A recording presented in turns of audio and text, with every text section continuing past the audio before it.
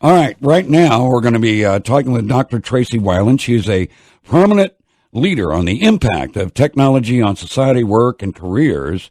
By the way, she is a global speaker on the impact of technology on work, careers, and women's leadership. Dr. Wilen, welcome to the show. Oh, thank you very much. Thanks for having me. I believe she's calling us all the way from California, which was pretty early in the morning there. Mm-hmm. And we appreciate you getting up early. Dr. Wilen, let me tell you that we're on the cusp here of an awful lot of tech jobs. And this is so important for kids, moms and dads, to get their kids interested in the tech world. I think Don was asking a great question off the air. Ask that again, Don. Well, I was just asking if at this point, and this is probably a temporary situation, is there any gender advantage for being a female, assuming they have the correct qualifications, of course? Yes, and I think that is a very good question. One thing is tech jobs are, we have shortages of qualified, skilled people, period. So anyone who moves into technology is going to have an advantage. Right now there is a lot of visibility on that the numbers are not equal between men and women in tech firms and tech industry. And there's a lot of initiatives in place to make sure that these qualified women get the opportunities that men have been having. So to your question, yes, I think women do have an advantage. Intel was just in the news talking about how they're making a lot of investments in women and minority tech startups just to make a point that they want to get behind women's movement and women who are having success in technology. Well, that makes me want to tell my granddaughter to hurry up and get on a stick and get the right skills so that she can support me in my declining years, which actually began a few years back, too, I must say. Well, you know what? I think it has to start young, and I think that's a great point that you're making, is that as parents, we need to expose both boys and girls to technology. It's not a gender thing, it's a skill thing. Of course. And the younger that they get exposed to it through seeing computers and understanding software, coding, computer science, and even through their toys and books and excursions, the more open they'll be to understanding all the avenues that they can pursue for careers. Well, it's a fact, of course. I was talking about my granddaughter. I have one 12, I have one 7, and I have a grandson. Well, I got a brand new one, too, come to think of it, that's a week old. But I think she'll have a few more years to go, and a 10-year-old grandson. The point being that this entire generation is completely unintimidated by computers, as our generation still is learning, and even my son and his generation, they're in their 40s now, had to learn, too. But the grandkids, they don't even think twice about it. Yes, and it's all about exposure. And also the messaging. I think it's really important that we give girls a proper messaging. Generations before were very role-driven. There were feminine roles, there were masculine roles, and somehow or another technology got bucketed into the masculine role. I think you just have to give kids a message that, this is the big jobs of the future, and this is where you should set your sights on. Dr. Wilen, by the way, has authored 11 books. Her newest book called Employed for Life. I'd love for you to talk exactly what that book is about. Well, Employed for Life is really a 360-degree look at employment in a digital world. I talk to hiring managers, I talk to recruiters, I talk to HR executives, and I also talk to people who found jobs and ask them, what's different today about staying employed for life? Because let's face it, we're all living longer, many of us to 100, which means we could be working until we're 80 years old, which is 50, 60, and for some people 70 years. That's a very long time. We'll have many, many careers over that period. And so it's important for people to start planning and thinking about what am I doing in my 20s that's going to impact where I'm going to be in my 40s, or what am I doing in my 40s so I can have what I want to be doing in my 90s. Well, you're absolutely right. I mean, years ago when I was making a decision about what I wanted to be and what I wanted to do for a living, same thing with Don, my partner here, who spent many, many years in law enforcement and then kind of stumbled into this line of work. Yeah. But, with that said, the jobs of tomorrow, it's all going to be tech-driven. It's all going to be tech-driven. Yes, some of the research that I see is about 75% of the jobs by 2020 will have a technology component. So it behooves us to really start, if you haven't touched a computer or an iPad or a smartphone, to start getting comfortable with it. And fortunately, through Apple Computer, Microsoft, a lot of, Sony, a lot of the providers, you can actually get free, instruction, seminars on technology and get your hands dirty, so to speak. Yeah. Well, one thing I do want to say, there's going to be plenty of hands-on jobs, like plumbers, for instance, and those kind of jobs. Those jobs are still going to be, there's no way a machine is going to come out to your home and fix your plumbing problem. I mean, they are still good paying jobs when it comes to blue collar jobs too. When we come back, I want to talk to you about crowdsourcing. We brought that up a few moments ago, and I'd love for you to explain exactly what that means. All right? All righty. All right. We're speaking with Dr. Tracey Wilen, a prominent leader on the impact of technology on society, and we'll be back with her right after this break. You're listening to News Talk 1370 WCOA. On the phone with us, Dr. Tracey Wilen, a prominent leader on the impact of technology on society and a global speaker on the impact of technology on work careers and women's leadership. We were talking off the air, Dr. Wilen, about, I was asking you that technology seems to be taking a lot of jobs away, but it is creating a lot of jobs too. I'd love for you to discuss that. Sure. Technology is creating jobs, displacing jobs, and replacing jobs. On the creation side, if you think about it, the iPhone, the iPad, a lot of these smart devices didn't exist years ago, and now there's over 7 billion in the world. This is a massive industry. In addition, we didn't have cloud computing, we didn't have social media, we didn't have big data. All of these new categories are changing and creating a lot of jobs.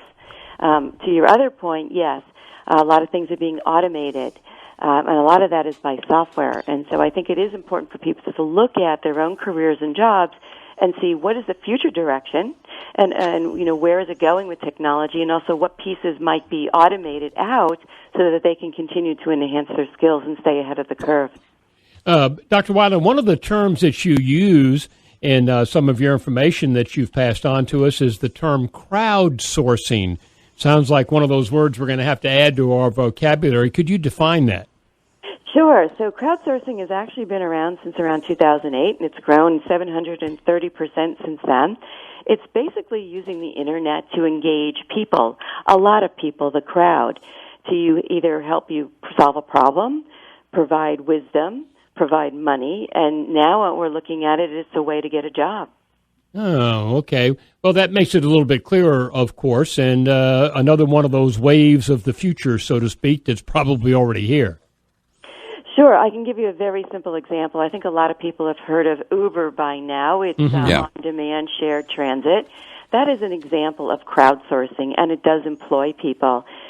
Basically, people who have cars are willing to share them for money. They're the supply to appease the demand of people who need a ride and don't really have access to perhaps taxis or public transportation. By using your smart device, this is all software now on your smart device. You have an app, and you can contact someone in the local area who has the car to give you a ride. That's an example of crowdsourcing people with cars. Another example is something called Gig Walk. Major retailers like Walmart, BMW, 7-Eleven actually use Gig Walk. And what that is let's say they're setting up a superstore in Pensacola, let's just say a Walmart, and they don't want to fly people in from Arkansas to see how the store opening is going, checking the pricing, checking the labels, checking the customers, and even checking if the handicap spaces in the parking lot are correct. So what they can do is crowdsource local talent on demand to walk the stores, take photos and videos. And they do this and they get paid for it. And so it's a way that a company can tap into the local crowds to do activities. We're speaking with Dr. Wilen, and we're talking about crowdsourcing, what that means. We're also talking about jobs. Are there a lot of tech firms hiring, even in part-time in this year? Yes, in fact, according to freelancers.com, there are 53 million people now working freelance. And according to Career Builder, this kind of on-demand, part-time, freelance work is on the uprise, and that creates a lot of opportunities for people to create portfolio careers, to develop experience, to get skills if they're not working in a full-time job. In fact, many consider that this will be the new world, that it won't be the full-time 9-to-5 anymore, but rather a series of part-time and freelance jobs. Yeah. We're speaking with Dr. Tracey Wilen. We're talking about crowdsourcing jobs and the opportunity for you.